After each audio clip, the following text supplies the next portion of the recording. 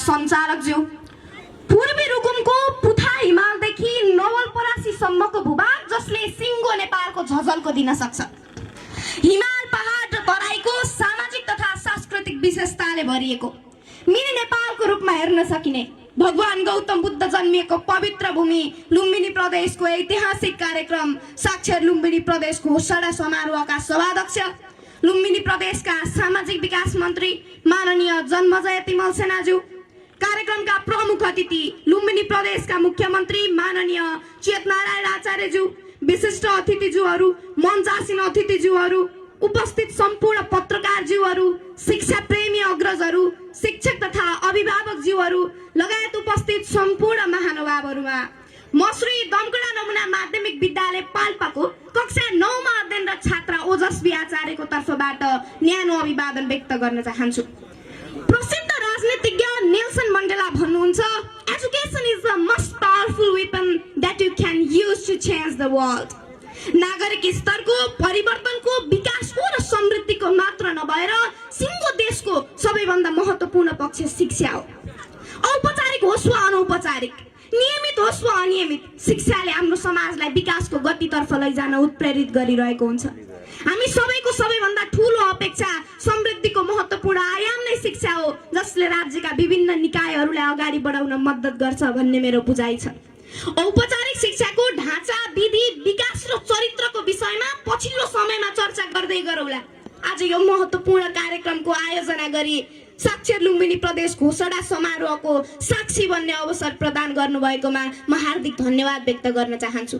यो उत्साहका साथ शिक्षाको विधि र विकासमा लुम्बिनी प्रदेश सरकार र सामाजिक विकास मन्त्रालयले देखाएको चासोप्रति म लुम्बिनी प्रदेशका सम्पूर्ण विद्यार्थीहरूको तर्फबाट हार्दिक हार्दिक धन्यवाद ज्ञापन गर्न चाहन्छु। आदरणीय महानुभावहरू, साक्षरता ज्ञानको ढोका हो र ज्ञान समृद्धिको आधार हो।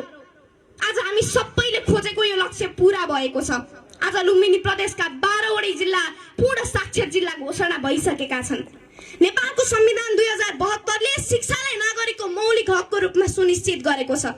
संविधानको धारा 31 अनुसार आधारभूत तहसम्म अनिवार्य र माध्यमिक तहसम्म निशुल्क शिक्षा प्राप्त गर्ने हकको व्यवस्था भएको छ, जसका निम्ति लुम्बिनी प्रदेश सरकार र सामाजिक विकास मन्त्रालयले खेलेको भूमिका म मुक्त कण्ठले प्रशंसा गर्दछु। आजको आधुनिक युगमा पढ्न र लेख्न जान्ने मात्र होइन, सामाजिक सञ्जाल र इन्टरनेटको सुरक्षित प्रयोग गर्न सक्ने, आम्दानी, खर्च, बचत र ऋणको हिसाब किताब बुझ्ने, स्वास्थ्य, सरसफाइ र पोषण सम्बन्धी जानकारी भएको, सही र गलत सूचना छुट्याउन सक्ने, संविधान, अधिकार, हित र रक्षालाई आत्मसात गर्नेलाई साक्षर ठान्नु पर्दछ। नेपाल सरकारले अंगीकार गरेको वर्तमान मापदण्ड अनुसार 15 देखि 60 वर्षसम्म 95% व्यक्ति साक्षर भएमा त्यस क्षेत्रलाई साक्षर क्षेत्र घोषणा गर्न सकिन्छ। आज लुम्बिनी प्रदेशले यो मापदण्डलाई पूरा गर्दै आफ्नो लक्ष्यमा पुगेको छ।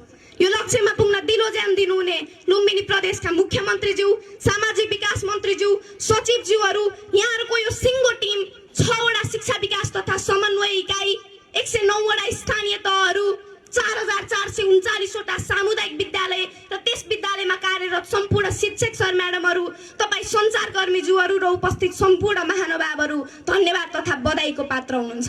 तर अब यतिमा मात्र सन्तुष्ट भएर पुग्दैन। आज राज्यको नीतिभन्दा बाहिर रहेका ती तमाम नागरिकलाई समेत यस क्षेत्रमा ल्याउन थप बल पुर्याउन जरुरी छ। आजको साक्षर घोषणा हाम्रो उपलब्धि मात्र होइन, यो त हाम्रो उत्तरदायित्व समेत हो। प्रसिद्ध वैज्ञानिक थोरोले भनेका छन्, शिक्षा खुक्रोबाट सुरु हुन्छ र चिहानमा गएर अन्त्य हुन्छ। यो त नियमित प्रक्रिया हो। आज हामीले प्राप्त गरेको साक्षर जनशक्ति पूरा निरक्षरतातर्फ नफर्कियोस् भन्न दिगो कार्यक्रमका साथ अगाडि बढ्न जरुरी छ, जसमा संघीय सरकारको समेत ध्यान पुगोस्। म यो फोरमबाट अपिल गर्न चाहन्छु। मेरो विश्वास छ आजको यो घोषणा सँगसँगै समाजमा रहेका बाल विवाहका समस्याहरू न्यूनीकरण हुनेछ, शिक्षामा नयाँ आयाम थपिनेछ। हाम्रो परिवारलाई साक्षर बनाउन हामी बालबालिकाहरूले दूतको रूपमा काम गर्नेछौँ। यो विश्वास राखिरहँदा मलाई लाग्छ अब लुम्बिनी प्रदेशको चुनौती रोजगारीको अवसर सृजना गर्ने, गुणस्तरतालाई, साक्षरतालाई कायम राख्ने, विश्वस्तरीय प्रतिस्पर्धी जनशक्ति उत्पादन गर्नेतर्फ गएको महसुस गरेकी छु, जसको पूर्णताले समाज सशक्त बनोस्, विकास दिगो बनोस्, लोकतन्त्र बलियो बनोस्, सगरमाथाको उचाइ जस्तै उच्च शैक्षिक जनशक्ति नेपालले प्राप्त गरोस्। यो नै हामी सबै नेपालीहरूको आशा, अपेक्षा र शुभेच्छा हो। आदरणीय महानुभावहरू, म एपीएफ सशस्त्र प्रहरी दुर्व्यसन विरुद्धको जागर दूत भएका नाताले यहाँ अनुरोध गर्न चाहन्छु। आजको यो आधुनिक युगमा साक्षरता भनेको पढ्न र लेख्न जान्ने मात्र होइन, सही र गलत चिज छुट्याउन सक्ने चेतना समेत हो। तर आज मेरै उमेर समूहका थुप्रै युवा तथा बालबालिकाहरू लागु पदार्थ दुर्व्यसन जस्तो गलत दुष्चक्रमा फसेको पाइन्छ, जसले आज हजारौं आमाहरूको कोखलाई रित्याएको छ। मरुभूमिमा आफ्नै छोराछोरीको सुगम भविष्यका लागि पसिना बगाएका बाहरूको सपना चकनाचुर पारेको छ। कैयौं युवतीहरूलाई दुर्व्यसनको लतमा फसाएर बहिष्कारपूर्ण जीवन जिउन बाध्य बनाएको छ। सोचमा, होसमा र साहसमा देशका लागि लड्नुपर्ने युवाहरूलाई किम कर्तव्य विमोड अवस्थामा पुर्याएको छ। प्राकृतिक रूपमा सृजना हुने वा भनौँ मानिस आफैले नै सृजना गर्ने रक्सी, चुरोट, गाँजा, भाङ, धतुरो, चरस जस्ता लागु पदार्थहरू प्राकृतिक लागु पदार्थ हो भने चिकित्साको क्षेत्रमा प्रयोग गरिने, तर चिकित्सकको सल्लाह र परामर्श बिना नै नसालिनका लागि प्रयोग गरिने नाइट्रोसिन, नाइट्रोभ्याट, फेन्सिडिल, कोडिङ जस्ता लागु पदार्थ सेवनको संख्या आज बढ्दो क्रममा छ। यो कार्यक्रमले यो समस्यालाई समेत न्यूनीकरण गर्न जरुरी छ भन्ने अपेक्षा राखेकी छु। आजको यो सिङ्गो सभाबाट मलाई लागेको छ, आफ्नो च्यातिएको धोतीलाई महिनौसम्म गाँठो पारेर राख्ने आमाले, भ्वाङ परेको दौरा र सुरुवालले वर्षौंलाई भइहाल्छ नि, किन फेर्नु पर्यो भनेर दिन गुजारेका बाहरूले टाई, कोट, सुट र बुट लगाएर विद्यालय पठाएका ती नौजवानहरूले लागु पदार्थ दुर्व्यसनमा फस्नु हुँदैन भनेर बुझ्ने मात्र होइन। आज हरेक अभिभावकले आफ्नो होटलमा र पसलमा नसालु पदार्थ लिन आएका बालबालिका पनि मेरै छोराछोरी हुन् भन्ने सम्झिएर लागु पदार्थ दुर्व्यसनबाट टाढा राख्ने समाज निर्माण गर्न पनि साक्षर समाज चाहिन्छ, जसमा यो आजको कार्यक्रमले समाजमा नो ड्रग्स भन्ने मान्यता स्थापित गर्छ भन्ने अपेक्षा समेत राखेकी छु। आजको यो घोषणा हाम्रो अन्त्य होइन, यो त झनै ठुलो यात्राको सुरुवात हो। अन्त्यमा हाम्रो शास्त्रले भन्छ, असतोमा सदगमया तमसोमा ज्योतिर्गमया। आज लुम्बिनी प्रदेशले पनि आफ्नो उज्यालो तर्फको यात्रालाई औपचारिक रूपमा घोषणा गरेको छ।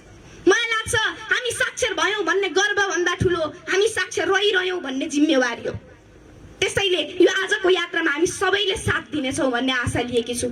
यसलाई टिकाइराख्न, आएका समस्याहरूको समाधान गर्दै आशा र अपेक्षाको परिपूर्ति गर्ने, शैक्षिक क्षेत्रमा आफूलाई अब्बल बनाउन पुनः एकपटक हामी सबैजना मिलेर लामो दूरीको यात्रा तय गर्ने र गन्तव्यमा पुग्ने आशा र अपेक्षा सहित मेरो भनाइ यही अन्त्य गर्न चाहन्छु। धन्यवाद, नमस्कार। जय लुम्बिनी प्रदेश, जय साक्षरता, जय शिक्षा। धन्यवाद, नमस्कार।